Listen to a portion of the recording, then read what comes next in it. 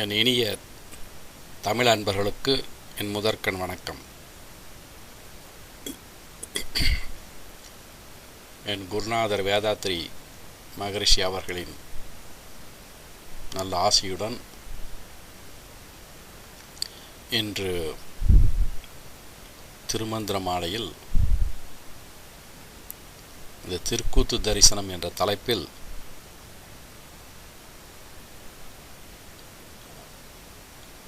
சிவானந்த கூத்து என்ற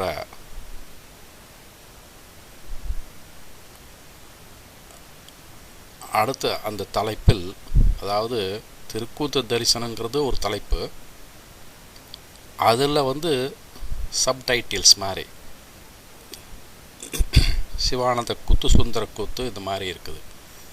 அதனால் போன வகுப்பு பொதுவாக பார்த்தோம். திருக்கூத்து தரிசனத்துக்கு ஒரு 2 பாடல் எடுத்து சொன்னேன். இப்போ தனித்தனியாக பார்ப்போம். இன்றைக்கு சிவானந்த கூத்து என்ற தலைப்பில் உள்ளதை ஒரு பாடல் எடுத்து அது சற்று விளக்கமாக பார்க்கலாம். அது போன பேச்சு தொடரில் என்ன சொன்னேன்னா, சிற்பரம் ஜோதி சிவானந்த கூத்தனை அப்படின்னு சொன்னேன் இல்லையா, இந்த முதல் அடி. அதனால் அந்த சிவானந்த கூத்து அப்படிங்கிற தலைப்பில் சில பாடலை பாடியிருக்கார். அதில் ஒரு பாடல் எடுத்து இன்னைக்கு பார்ப்போம்.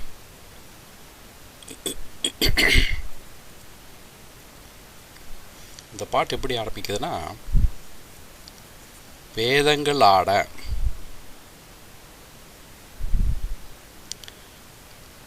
மிகு ஆகமம் ஆட கீதங்களாட கிளரண்டம் ஏழாட பூதங்களாட புவனம் முழுதாட நாதம் கொண்டாடினான் நானாந்த கூத்தே, நான் ஆனந்த கூத்தே. இந்த ஆனந்த கூத்துன்னு வருது இல்லையா, அதான் சிவானந்த கூத்து.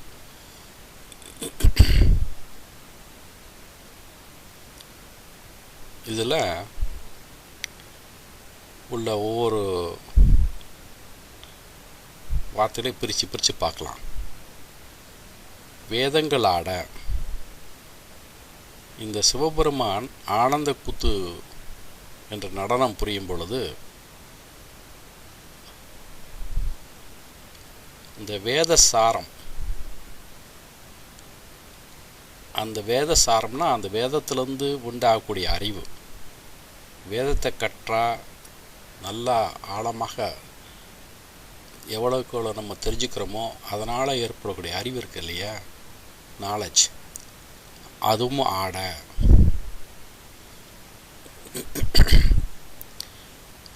அப்புறம் மிகு ஆகமும் ஆட,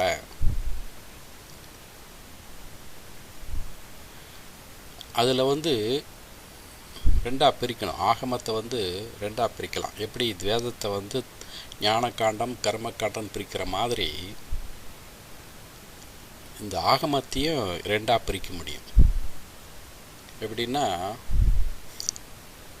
இந்த கிரியை பகுதி, சரியை கிரியை ஞானம் யோகம் ஞானம் அப்படின்னு ஒரு அடிப்படையில் திருமந்திரம் பாடப்பட்டிருக்குது.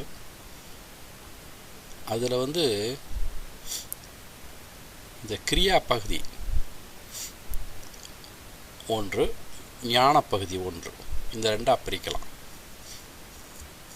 ஞான பகுதியில் யோகம் ஞானத்தை பற்றி அதிகமாக சொல்லும். கிரியா பகுதியில் எப்படின்னா, ஆக முறைப்படி எப்படி கோயிலெலாம் கட்டுறாங்க, பூஜைகள் மற்ற எல்லாமே எப்படி செய்யணும் அப்படிங்கிறது சொல்லப்படுகிறது. அது இன்றும் தமிழ்நாட்டில் நல்லா கடைப்பிடித்து வர்றாங்க. இந்த ஞான பகுதியில் தான் யோகம், அதனால் ஏற்படக்கூடிய பயன் ஞானம். ஸோ அதனால் இந்த இடத்துல மிகு ஆகமும் ஆட என்பது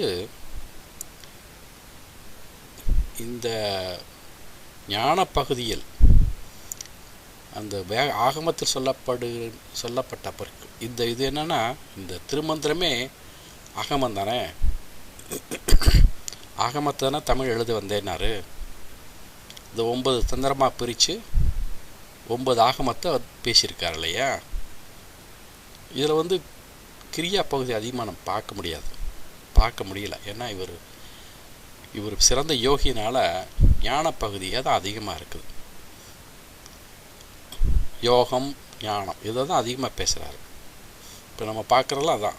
இவ்வளோ நாளாக நான் சொன்ன பேச்செல்லாம் அந்த அடிப்படையில் தான். ஆனால் அதற்காக கிரியா பகுதி இல்லைன்னு இல்லை, அது தனியாக இருக்குது. அது அந்த சாஸ்திரங்கள் தனியாக இருக்குது. அந்த சாஸ்திரங்களை இந்த கோயில் நிர்வாகிகள்லாம் அதாவது பூஜை செய்கிறவங்களாம் அதை நல்லா இன்னும் பின்பற்றி வர்றாங்க. ஸோ இதில் இந்த இடத்துல என்ன சொல்லுதுன்னா, மிக ஆகமமாடங்க போது நம்ம தியானம் பண்ணுறோம். அந்த தியானம் பண்ணுறதுனால ஏற்படக்கூடிய ஞானம், அதனால் ஏற்படக்கூடிய அறிவு, இதெல்லாம் அந்த அறிவு ஆட அப்படிங்கிறது தான் இந்த இடத்துல பொருள் எடுத்துக்கணும். கீதங்கள் ஆட. கீதங்கள்லாம் என்ன? இந்த சப்தஸ்வரம் சுரமில்ல, அந்த சப்தஸ்வரங்கள் அதனால் அதுலேருந்து தான் வந்ததுதான் பல ராகங்கள். அந்த ராகங்களை தெரிஞ்சுக்கிறதுனால அதனால் ஏற்படக்கூடிய அறிவு, அதனால் அந்த மாதிரியான அறிவும் சேர்ந்தும் ஆட, கீதங்கள் ஆட. கிளரண்டம் ஏழாட. இதை கொஞ்சம் சற்று அதிகமாக பார்க்கணும், விசாலமாக பார்க்கலாம். கிளரண்டம் ஏழாட, அண்டங்கள் 7 அப்படின்னு சொல்கிறோம். உலகு அப்படின்னு சொல்லுவாங்க. அதுபோல் இந்த இடத்துல 7 உலகம் சொல்லுவாங்க. இங்கே 7 அண்டங்கள். இதில் எப்படி பொருள் கொள்ளணும்னா, 7 அண்டங்கள்ங்கிறது ஒவ்வொரு அண்டமும் ஒரு சக்கரம். இந்த சகசரத்தலை அந்த தலத்தை சேர்த்து 7 சக்கரங்கள். இந்த 7 சக்கரங்களும் இந்த சக்தியானது, குண்டலினி சக்தியானது ஒவ்வொரு சக்கரத்தில் இருந்து அதனுடைய வேலையை செய்யும். அதனால் அனுபவங்கள் ஏற்படும், அதனால் அறிவு வளர்ச்சி ஏற்படும். சக்தி மேலே போக போக வளர்ச்சிகள் அதிகமாகும். மூலாதாரத்திலேயே இருக்க என்ன ஆகுன்னா, அதற்குள்ள சக்தி அறிவு கிடைக்கும். ஆனால் அது பெரிய அறிவு கிடையாது. அதுதான் என்ன சொல்லுவாங்க, இப்போ கைலாயன்னு எடுத்துகிட்டு வச்சுங்களேன். நம்ம கைலாய மலைக்கு போகிறாங்க. அங்கே போய் ஈஸ்வரனை அந்த மலைக்கு போயிட்டு அங்கே போயிட்டு வந்தாவே அவங்களுக்கு அந்த ஈஸ்வரனை தரிசித்த ஒரு நிம்மதி எல்லாத்துக்கும் இருக்குது. இன்றைய காலகட்டத்தில் நிறைய பேர் போகிறாங்க. எனக்கு கொஞ்சம் வசதிகள் அதிகமாகிட்டு இருக்குது. குளிரையும் பொருட்படுத்தாமல் போகிறாங்க. எவ்வளோ வசதி இருந்தாலும் குளிர் அதே மாதிரி தான் இருக்கும். ஆனால் கைலாயம் என்பது என்னென்னா, இந்த யோக மார்க்கத்தில் பார்த்தா நம்மளுடைய உடம்பு தலைப்பகுதி கைலாயம். நம்ம உட்கார்ந்து தியானம் பண்ண பொழுது தலைப்பகுதி கைலாயம். இந்த நெஞ்சு பகுதி இருக்குல்ல, நெஞ்சு பகுதியில் இருக்கிறது அநாகத சக்கரம். அதுதான் சிதம்பரம், தில்லை, நடராஜ பெருமானாடும் தில்லை. அப்புறம் இந்த மூலாதார சக்கரம் இருக்கு இல்லையா, அது இலங்கைக்கு ஒப்பாக சொல்கிறாங்க. இலங்கைக்கு ஏன் ஒப்பாங்கன்னா, ஏன் இலங்கைக்கு நமக்கு என்ன சம்பந்தம்? அது தனி நாடு. ஆனால் இலங்கையை நம்ம எடுத்துக்கிறோம், எப்போ பார்த்தாலும் எடுத்துக்கிறாங்க இந்த புராணத்தில். காரணம் என்னென்னா, லங்காபுரிய ஆண்டவன் யார்? ராவணன். ராவணன் வந்து ஆணவத்துக்கு சிறந்த உதாரணம். சிறந்த சிவபக்தன், ஆணவம் கொண்ட சிறந்த சிவபக்தன், ஆணவம் கொண்ட சிவபக்தன். அது சிவனுக்கும் புரியும், அவருக்கும் தெரியும்.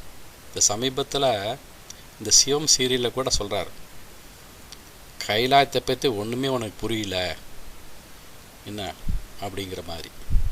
கைலாயம் என்பது என்ன சத்துவதிரியாக அதை புரியாமல் இருக்கிறியே அப்படிங்கிற மாதிரி ஒரு காட்சி வரும். ஆணவம் அதிகமாக இருக்கும் சிவன் மேலே, அவ்வளோ வெறி. அதே சமயத்தில் பக்தின்னா எப்படின்னா பயங்கர பக்தி. அதே சமயத்தில் அந்த அதாவது கைலாயத்தில் மாளிகை கட்டி அதை இலங்காபுரிக்கு கொண்டு போகணுன்னு அவனுக்கு ஆசை. அங்கே கொண்டு போயிட்டால் சிவபெருமான சக்தி எல்லாம் அங்கே வந்துடுவாங்க, அவங்கள தன் கட்டுப்பாட்டுக்குள்ளே அடக்கி வைக்கலாம் அப்படிங்கிறது அவனுடைய திட்டம். அதனால தான் அந்த மாளிகையை கட்டி கொடுத்தான் கைலாயத்தில். அவர் சொன்னார், எனக்கு மாளிகைலாம் வேணான்னு ஆரம்பத்தில் சொன்னார். ஆனால் பார்வதியும் மற்ற குழந்தைகளும், அதாவது முருகன், விநாயகர் இவங்களும் ஆசைப்பட்டாங்கன்னு சொல்லிட்டு கட்டி கொடுத்த பிறகு அந்த அதுக்கு குருதட்சணை மாதிரி கேட்டாவலாம். அப்போது சிவபெருமானுக்கிட்ட என்ன கேட்டாலும், இந்த மாளிகை கொடுங்க அப்படின்னு. மாளிகையை கொடுக்கும் பொழுது நீங்களும் வரணும் அப்படின்னு அந்த கண்டிஷனை போட்டாங்க. அப்போ தான் தெரிஞ்சு போச்சு என்னுடைய உள்நோக்கம். நான் மாளிகை கொடுக்குறேன்னு எடுத்துகிட்டு போ, ஆனால் கைலாயத்துட்டு வரமாட்டோம். இந்த கைலாயங்கிறது என்னங்கிறது இன்னும் இதுவரை நீ புரிஞ்சிக்கல. அதான் கைலாயங்கிறது நம்மளுடைய சகசரத்தலம் இருக்கிறனால, அதுதான் அந்த கைலாயத்தில் உச்சின்னு சொல்கிறோமே, அதுதான் சகசரத்தலம். அப்புறம் அநாகத சக்கரங்கிற நெஞ்சு பகுதி, அது வந்து சிதம்பரம். அதனால் இந்த மூலாதாரத்தில் வந்து இலங்காபுரி. ஏன்னா இந்த சக்தியானது மூலாதாரத்திலேயே டார்மெண்ட்டாகவே எப்போவுமே இருந்துன்னு வச்சுங்களேன், அவர்களுக்கு ஆணவம் அதிகமாக இருந்துக்கிட்டே இருக்கும். அதனால் இந்த மூலாதாரமும் அந்த லங்காபுரியும் கிட்டத்தட்ட சம அளவில் நம்ம பார்க்கணும். லங்காபுரி ஆண்ட இந்த ராவணனை குறித்து லங்காபுரிக்கே ஒரு ஆணவம் நிறைந்த ஒரு நாடு, ஒரு பகுதி. அதனால தான் அந்த மூலாதாரத்துக்கு லங்காபுரி ஒப்பிட்டு சொல்லுவார்கள். சில பேர் கால் பகுதி சொல்லுவாங்க, நான் அப்படி பார்க்கல. ஏன்னா கால் பகுதிங்கிறது நின்றுக்கிட்டு இருக்கும்போது கால் வரும், அதுதான் கடைசி, ரைட். இந்த யோக சம்பந்தமான விஷயத்தில் இந்த உட்கார்ந்து தியானம் பண்ணுறதுனால இந்த எப்போவுமே மூலாதாரம் தான் கீழ்ப்பகுதி. மூலாதாரம் கீழே வந்து இதில் எடுத்துக்கிறதே கிடையாது. மூலாதாரம் வந்து கீழ்ப்பகுதி, உச்சந்தலை வந்து மேல் பகுதி. ஸோ இன்றைக்கும் பார்க்கலாம், லங்காபுரியில் இருக்கிற நிலைமையை பார்க்கறதுக்குன்னா தெரியும் தமிழ்நாட்டு பீப்பிளை எவ்வளோ கொடுமைப்படுத்துகிறாங்க. அது என்னமோ தெரியல, அந்த ஆணவத்துக்கு பேர் போனது போட தெரியும். அந்த காலத்தில் இந்த காலம் வரலாம் அங்கே இருக்கிறவங்க ஆணவமாக தான் இருக்காங்க, ஆணவம் கொண்டு தான் இருக்காங்க. அதனால தான் இந்த மூலாதார சக்தி இருக்கிற வரையிலும் எத்தனையோ பேர் வாழ்நாளில் நம்ம பார்க்குறோம், மனிதர்களாக பிறந்த எத்தனை பேர் தியானம் பண்ணுறாங்க. பக்தி இருக்கும், ஆனால் தியானம் பண்ணாமல் எத்தனையோ பேர் தியானம் பண்ணாமல் இருக்காங்க. அவர்களுக்கு இப்போ தியானங்கிறது சில சமயத்தில் சாதாரண தியானம்லாம் இருக்குது, லைக் டிஎம் ட்ரான்ஸ்ஃபர் மெடிடேஷன் இந்த மாதிரிலாம் இருக்குது. ஆனால் அந்த குண்டலினி சக்தி எழுப்பாத வரையிலும் அது அங்கே தான் இருந்து கடைசியில் அதுலேயும் இருந்து அந்த உயிரை பல நாள்கள் உயிர் வாழ்ந்து அவங்க மடிந்து போகிறார்கள். இது போல் பல பிறவிகள் எடுத்தோம். ஏதோ ஒரு பிறவியில் சில பேர் தான் தியானம் பண்ணி அந்த சக்தியை மேலே எழுப்பி உச்சந்தலை கொண்டு வந்து அந்த பேரானந்தம் அனுபவிக்கிறாங்க இல்லைங்களா. ஸோ அதனால் ஆணவங்கிறது நிறைய பேர்த்துக்கு இருந்துக்கிட்டு தான் இருக்கும். ஏன்னா ஸோ ஸோ இந்த எதுக்கு சொல்ல வந்தேன்னா, இந்த 7 கிளரண்டம் ஏழாடங்கிறது அது எப்படின்னா ஒவ்வொரு சக்கரத்துக்கும் வரும்பொழுது அதற்குள்ள ஒரு பலன் கிடைக்கும். மேலே வர வர நல்ல பலன். அதுவும் இந்த ஆஞ்ஞா சக்கரத்தை வந்துச்சுன்னா அப்போ தான் ஞான திருஷ்டிலாம் வரும். அதுதான் அதுக்கு பேர் இன்ட்யூஷன் சென்டர்னு பேர். அப்புறம் உச்சந்தலைக்கு வரும்போது பேரானந்தம் வரும். ஸோ இதனால் இந்த 7 சக்கரத்தினால அந்த சக்தி அங்கங்கே செயல்படும் பொழுது ஒவ்வொரு சக்கரத்திலும் ஏற்படக்கூடிய அறிவு என்ன, இந்த நாலேஜ், அதுவும் ஆட. அதான் கிளரண்டம் ஏழாட, அதுவும் சேர்ந்து ஆடுது. அப்புறம் பூதங்கள் ஆட. பூதங்கள்னால் இங்கே பஞ்சபூதங்கள். அந்த பஞ்சபூதங்களுடைய அந்த காரியம், அதனுடைய அது என்னென்ன செய்யுது, அதுலேருந்து நம்ம என்ன தெரிஞ்சுக்கிறோம், அதுவும் ஆடுது. புவனம் முழுதாட. புவனம் முழுதாடங்கிறது இங்கே வந்து புவனங்கள், எத்தனை புவனங்கள் இருக்குது தெரியுங்களா? இதில் இந்த அருட்பெருஞ்சோதின்னு ஒரு தமிழ் மூவி வந்தது. அதில் அவர் சிறு வயசில் இருக்கும் பொழுது தன் அண்ணன் வந்து சபாபதி உடம்பு சிலைன்னு சொல்லிட்டு இந்த இந்த சொற்பொழிவு செய்யறதுக்கு தம்பி அனுப்பி வைப்பாங்க. அப்போது ராமலிங்க அடிகளார் அந்த சிறு வயசு, அந்த வயதில் போய் அந்த பேசுவார் இல்லையா, அந்த காட்சி அந்த படத்தில் வருது. அப்போ சொல்கிறாரு எத்தனை உலகங்கள் இருக்குது அப்படின்னு. அப்போ சொல்லும் பொழுது 2000க்கு மேற்பட்ட உலகங்கள் இருக்குது அப்படிங்கிறார். என்ன, அந்தரங்க உலகு, சாதாரண உலகு, அசாதாரண உலகு அப்படின்னு பட்டியல் நீண்டிகிட்டே போகும். இந்த பொதுவாக என்ன சொல்கிறாங்கன்னா, இந்த அண்டங்கள்ங்கிறது எவ்வளோ இருக்குன்னா, அது 324 இல்லை 224 அண்டங்கள், உலகங்கள், அதான் புவனங்கள் இருக்கிறதாக சொல்லப்படுகிறது. 224 உலகம். இந்த இடத்துல வந்து புவனம் முழுதாடங்கிறது 224 புவனங்களும் ஆட, அல்லது அதனால் ஏற்படக்கூடிய அறிவும் ஆட. நாதம் கொண்டாடினான் நானாந்த கூத்தே.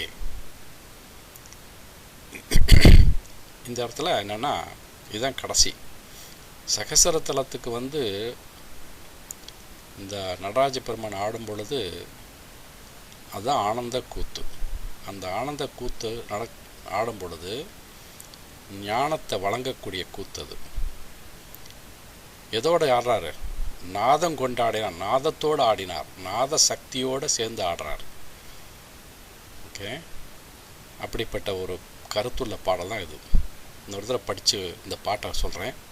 வேதங்கள் ஆட, மிகு ஆகமம் ஆட, கீதங்களாட கிளரண்டம் ஏழாட, பூதங்களாட புவனம் முழுதாட, நாதம் கொண்டாடினான் நானாந்த கூத்தே அப்படின்னு முடிக்கிறார். இதெல்லாம் நாதம் என்பது இந்த 36 தத்துவங்களில் கடைசியாக வரக்கூடிய நாதம். அதுலேருந்து வரக்கூடிய அந்த நாதத்தை வந்து நல்ல முறையில் தெரிஞ்சுக்கிட்டோன்னு வச்சுங்களேன், அதனுடைய உட்பொருளை தெரிஞ்சுக்கிட்டோம்னா அதனால் ஏற்படக்கூடிய அந்த முடிவான ஒரு அறிவு இருக்குதுல்ல, அதுக்கு பேர் நாதாந்தம்னு பேர்.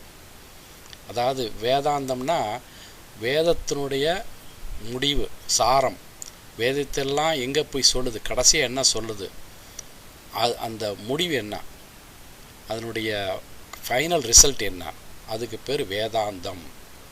அதே போல் சித்தாந்தம்னா சித்தத்தினால் எவ்வளோக்குள்ளா தெரிஞ்சுக்கிறோமோ, எதுவரையும் தெரிஞ்சுக்கிறோமோ, எது முடிவாக தெரிஞ்சுக்கிறோமோ அதுக்கு பேர் சித்தாந்தம். அதே மாதிரி தான் இந்த நாத கலையை அது எவ்வளோக்குள்ள தெரிஞ்சுக்கிறோமோ, அதில் எவ்வளோ தூரம் வெற்றி பெறுறோமோ, அந்த நிலையை அடைந்துட்டால் அது வந்து நாதாந்த நிலை. இந்த திருமந்திரத்திலேயே ஒரு ஒரு பகுதி இருக்குது. அது ஒரு தடவை வருவேன், அந்த சாப்டருக்கு வருவேன். அதாவது அந்தம், ஆறந்தம்ங்கிற ஒரு பகுதி இருக்குது. அந்த ஆறந்தத்தில் வேதாந்தம், நாதாந்தம், யோகாந்தம், போதாந்தம், இதெல்லாம் எப்படி நாம் இந்த ஞான வாழ்க்கையில் ஆன்மீக வாழ்க்கையில் எப்படி மேலே வரலாம் அப்படிங்கிறத பற்றி பாடியிருக்கார். அது ஒரு முறை பார்ப்போம், அந்த 6 அந்தத்தை பற்றி. அதில் நாதாந்தமும் வருது. இந்த நாதம் என்பது எந்த நிலையில் இருக்குன்னா 36வது தத்துவத்தில் இருக்குது. அப்படின்னா அந்த 36 தத்துவத்தையும் நம்ம கொஞ்சம் பார்ப்போம் இன்றைக்கு. ஏன்னா இதுக்கு முன்னாடி எத்தனை இதில் நான் சில சமயத்தில் சொல்லியிருக்கேன். ஆனால் இன்றைக்கு இந்த இடத்துல இப்போ கொஞ்சம் நல்லா விரிவாக பார்க்கலாம். நாதம்னு என்றால் என்ன அப்படிங்கிறது. இப்போது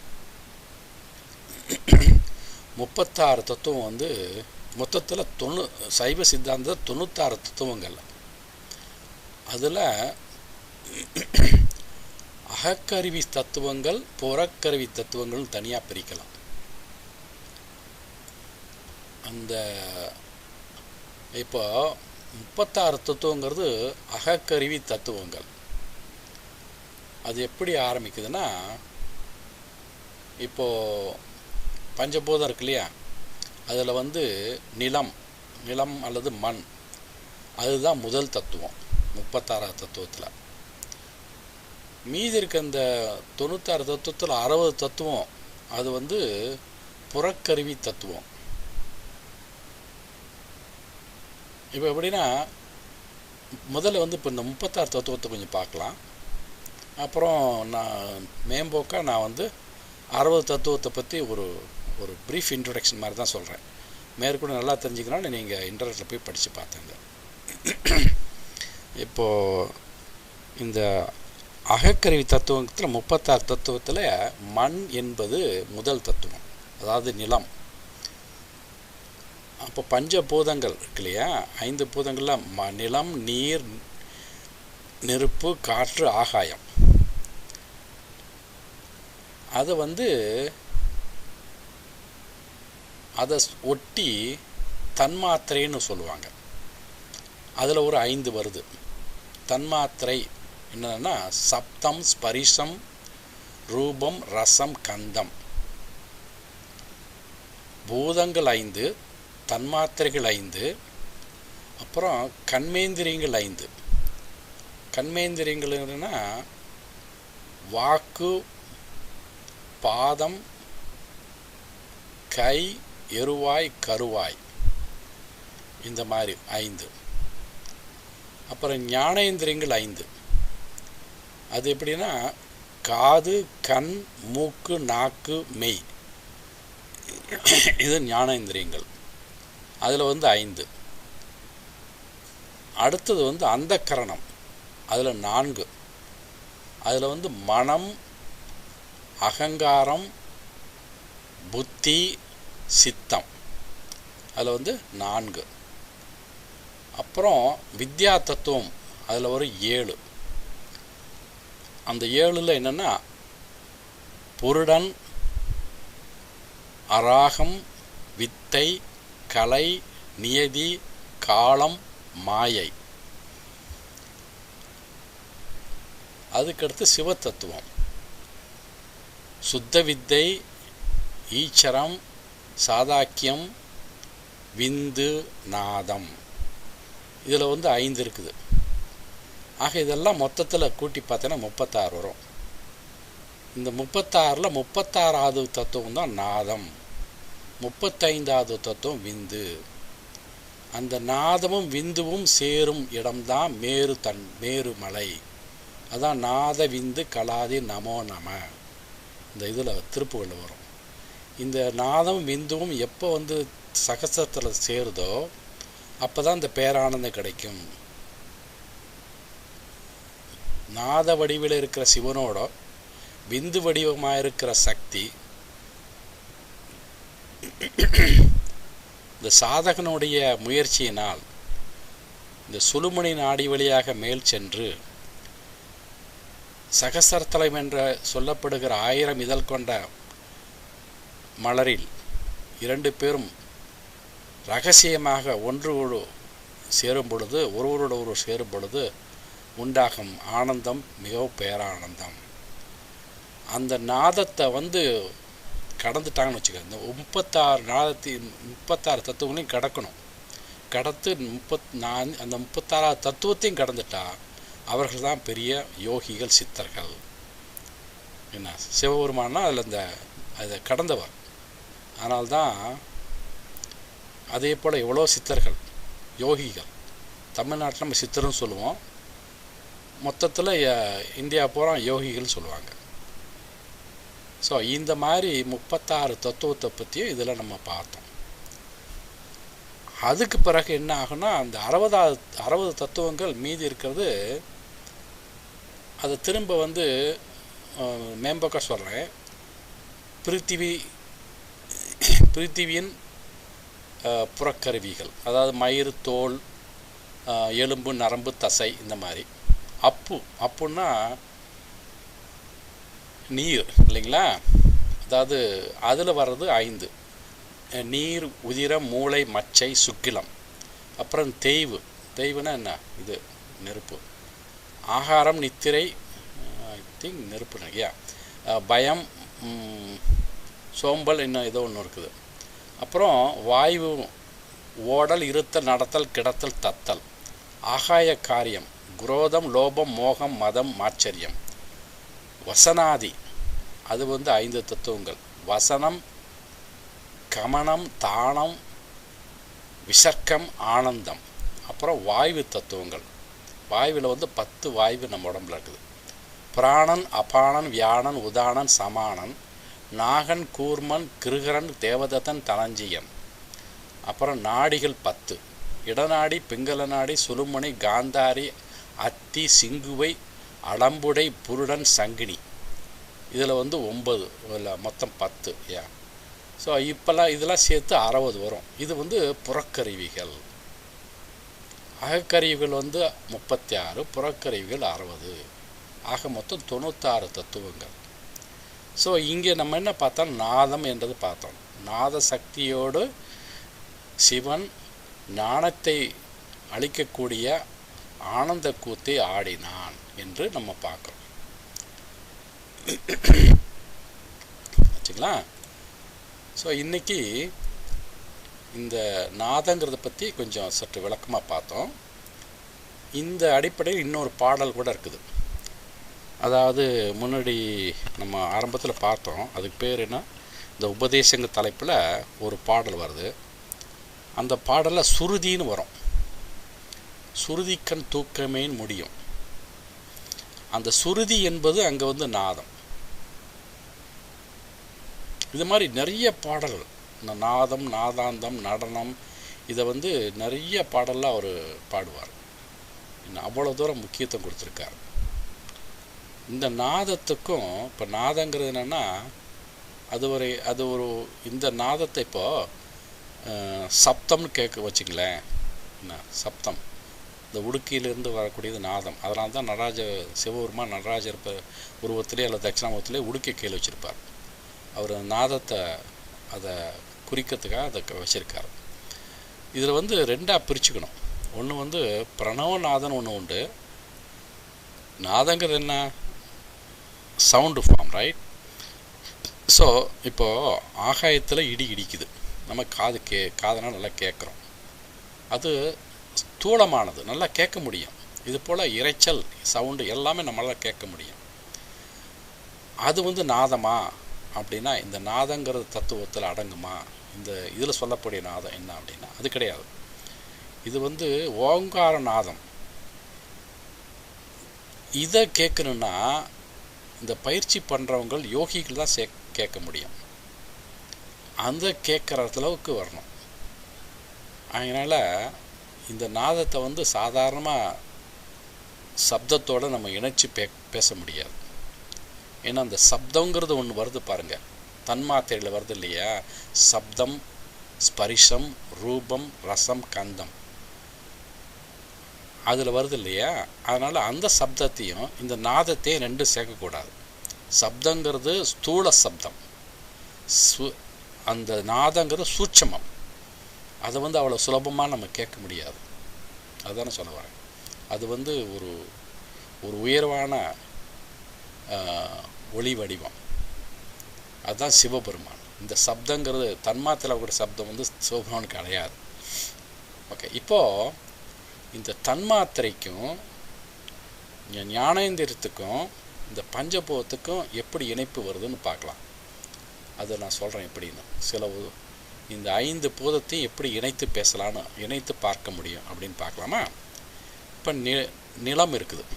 நிலத்தில் மண்ணில் என்னென்ன இருக்குது, நிறையா வளருது இல்லையா, அதில் நிறையா மெட்டல்ஸ் இருக்குது இல்லையா, அதில் இப்போது நேச்சுரலாகவே இல்லையா அந்த நறுமணம் அதுலேருந்து வருது. அதில் கந்தகம் எடுத்துக்கிறாங்க. மண்ணுக்கும் கந்தகத்துக்கும் ஒரு தொடர்பு. அந்த கந்தகத்தை நம்ம என்ன பண்ணுறோன்னா, நம்ம உடம்பில் இருக்கிற இந்த ஞானேந்திரியம் சொல்கிறோம்ல, அதில் எது நுகரக்கூடிய தன்மை உள்ளது? மூக்கு. ஆகையினால இந்த 3ஐயும் இணைக்கணும். பூமி, கந்தகம், மூக்கு, இந்த 3ஐயும் இணைக்கணும். அந்த 3க்குள்ள இணைப்பை மட்டும் சொல்கிறேன் என்ன. அப்புறம் அடுத்தது இப்போ நீர் இருக்குது. நீர் அதனுடைய தன்மாத்திரை என்னன்னா ரசம். ஓகே, அதாவது சுவைத்தல் என்பது ஒரு காரியம் இல்லையா. அந்த அதாவது நீரை நம்ம பருகுறோம். அதற்கு பயன்படக்கூடிய ஞானேந்திரியம் என்ன? வாய், அதாவது வாய் அல்லது நாக்கு. ஸோ இது இந்த 3ஐயும் இணைக்கணும். அப்புறம் நெருப்பு இருக்குது, தீ. நெருப்பு நம்ம பார்க்க முடியும்.